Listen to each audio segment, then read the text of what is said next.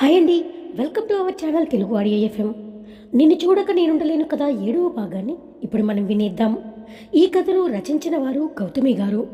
ఇక మనం కథలోకి వెళ్తే, గుడ్ మార్నింగ్ సార్ అని విష్ చేస్తుంది మధు.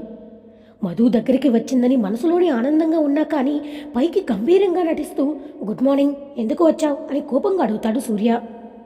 సూర్య బేస్ వాయిస్ విని భయపడుతూ మీతో కొంచెం ఇంపార్టెంట్ విషయం చెప్పాలి సార్ అని అంది. చెబుదువు గాని ముందు నేను అడిగిన దానికి సమాధానం చెప్పు అని అన్నాడు.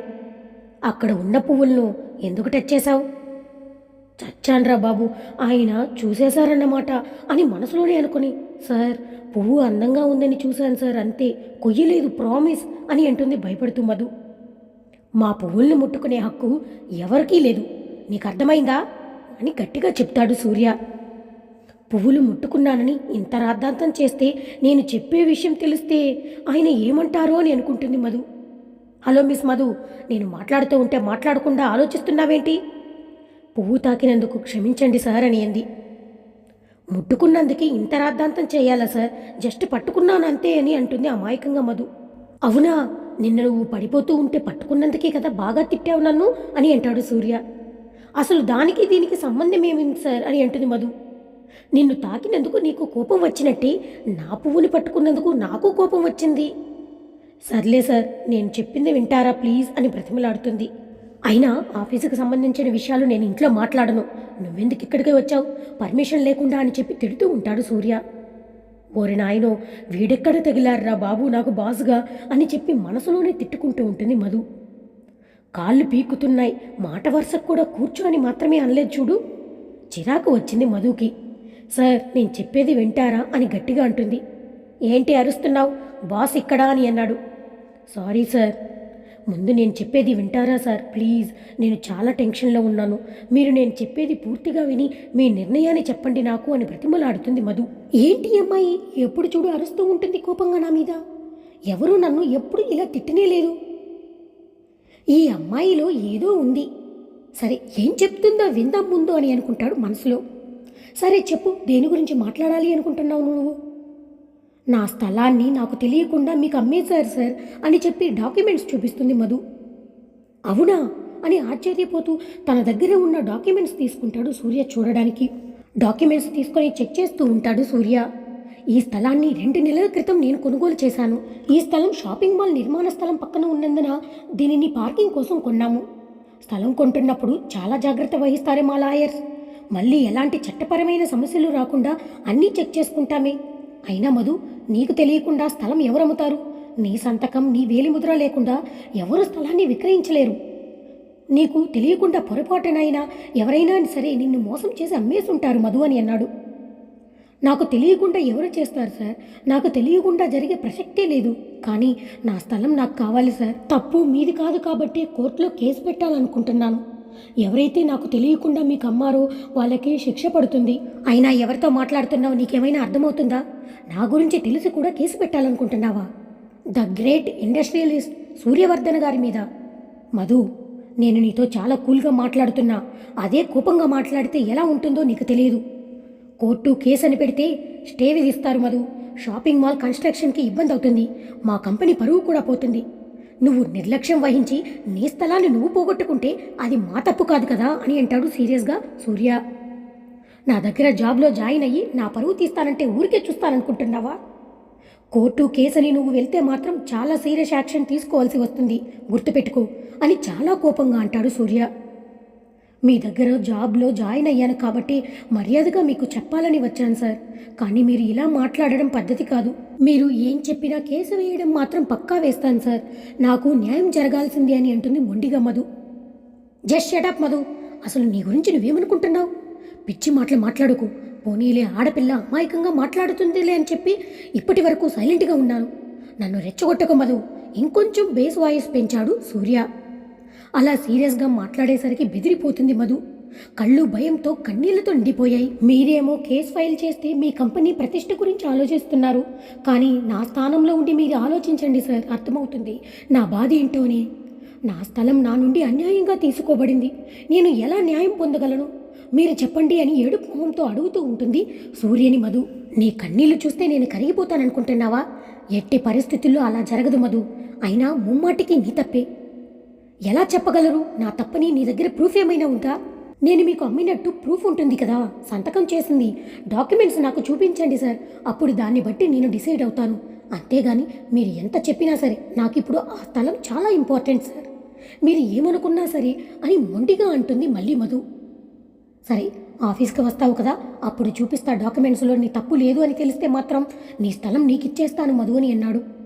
ఆ మాట వినగానే మధు ఫేస్ ఒక్కసారిగా వెలిగిపోతుంది. కానీ మీరు నాకు స్థలం ఇచ్చేస్తే మీకు డబ్బులు పోయినట్టే కదా, మీరు డబ్బులు పెట్టి కొనుక్కున్నారు, నష్టం కదా అని అంటుంది మధు.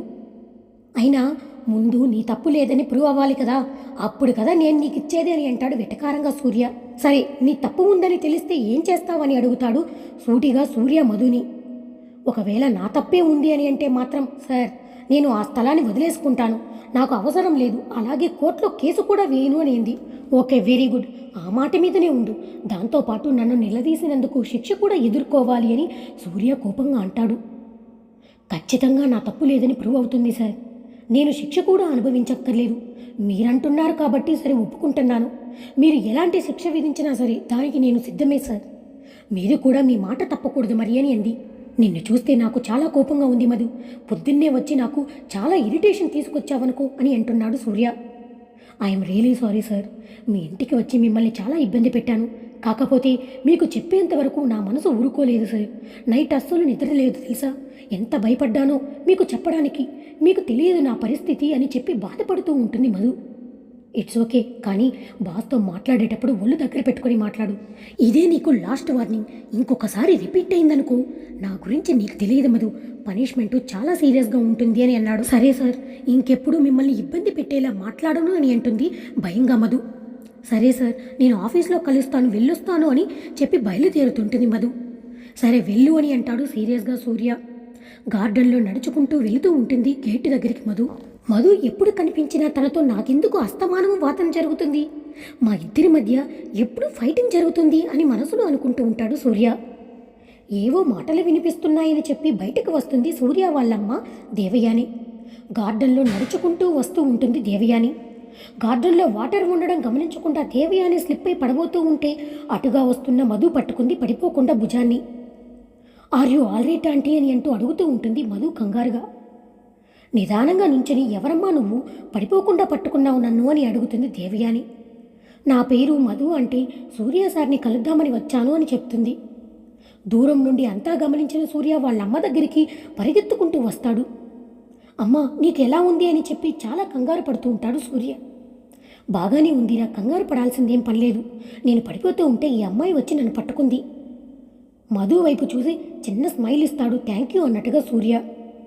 థ్యాంక్ యూ తల్లి అని అంటుంది దేవయాని కూడా. పర్లేదు ఆంటీ అని అంటుంది మధు.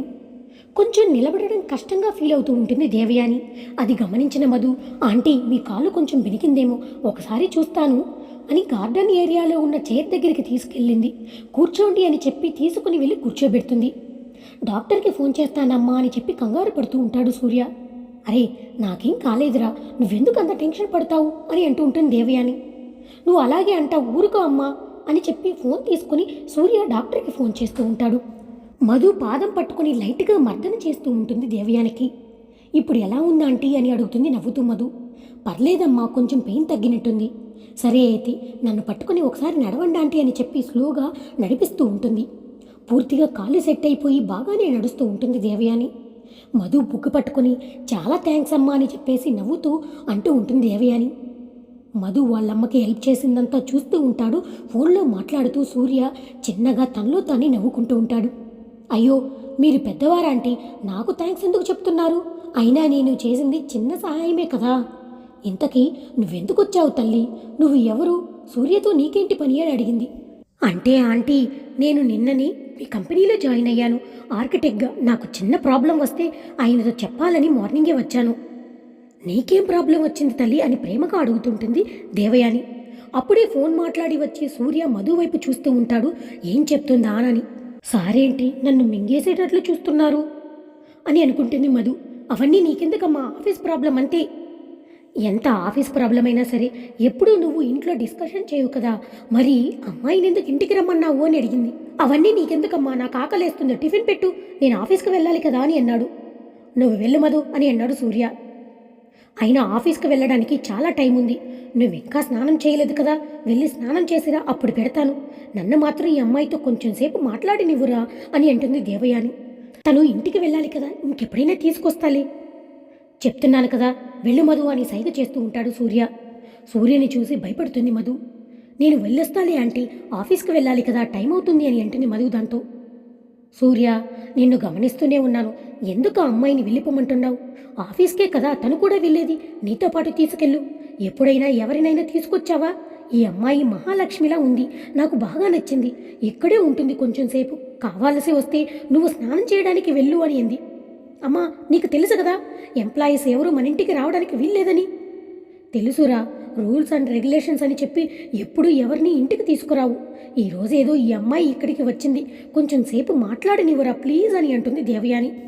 ఏమ్మా మధు, ఇక్కడ కొంచెం సేపు టైం స్పెండ్ చేయడానికి ప్రాబ్లం ఏం లేదు కదా, వాడు ఆఫీస్కి వెళ్ళేటప్పుడు తీసుకెళ్తాడులే, ఇద్దరూ కలిసి వెళ్ళండి అని అంది. వద్దులే ఆంటీ, మీకెందుకు ఇంత ఇబ్బంది, సూర్య తిడతాడేమోనని చెప్పి భయపడుతూ ఉంటుంది మధు. సూర్యాని చూసి, నువ్వేం భయపడకు, వాడంతే, నాతో మాట్లాడడానికి ఎవరూ లేరు, ఇంట్లో నేను ఒక్కతినే ఉంటాను తెలుసా. ఈరోజు నువ్వు వచ్చావు, సరదాగా మనమిద్దరం మాట్లాడుకుందాం పదా అని చెప్పి మధు చేయి పట్టుకుని తీసుకెళ్తూ ఉంటుంది దేవయాని. మధు నడుస్తూ వెనక్కి తిరిగి సూర్యని చూస్తూ ఉంటుంది. మధు, చెప్పావంటే నా చేతిలో చస్తావని చెప్పి బెదిరిస్తూ ఉంటాడు సూర్య. సూర్యని చూసి ఇంకా భయపడుతూ ఉంటుంది మధు. ఇంతకీ నేను గార్డెన్లోకి ఎందుకు వచ్చానో మర్చిపోయాననుకుని దేవయాని, రామధు పూజకి పూలు కోసుకుందామని తీసుకెళ్లి పూలు కోసుకుంటూ ఉంటారు ఇద్దరు. సూర్య పని వాళ్ళందరినీ పిలిచి వాటర్ ఇక్కడెందుకుంది అని చెప్పి గట్టిగా అరుస్తూ వాళ్ళకి పనిష్మెంట్ ఇస్తూ ఉంటాడు. అది చూసిన మధు, బాబోయ్, ఈయన ఒక పెద్ద రాక్షసుడు అనుకుంటా, అందరికీ వార్నింగ్ ఇస్తూ ఉంటాడు. పోయి నాకు బాస్గా వచ్చారు, ఏదో ధైర్యంగా అడిగేశాను కానీ నాకు నా స్థలం పేపర్స్ ఇస్తారా అసలు అని మనసులో భయపడుతూ ఉంటుంది మధు. అమ్మో, ఈ మధు అందరినీ పడేస్తుంది తన బుట్టలోకి, జాగ్రత్తగా ఉండాలి ఈ అమ్మాయితో అని చిన్నగా నవ్వుతూ స్నానం చేయడానికి వెళ్ళిపోతాడు సూర్య. తర్వాత ఏం జరుగుతుందో మనం నెక్స్ట్ పార్ట్లో తెలుసుకుందాం.